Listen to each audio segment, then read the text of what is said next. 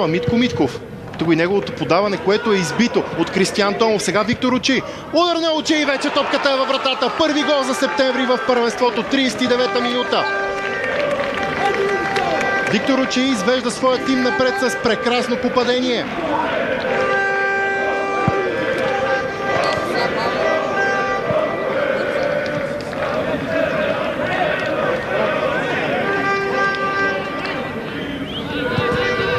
А ние, разбира се, уважаеми зрители, очакваме повторението, за да се насладим отново на това изпълнение.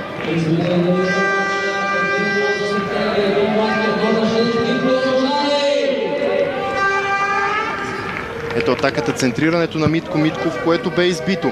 А тук вече 22-годишният нигериец имаше достатъчно време в близост до дъгата на наказателното поле да огледа ситуацията, да си нагласи топката и да отправи този клиничен завършек.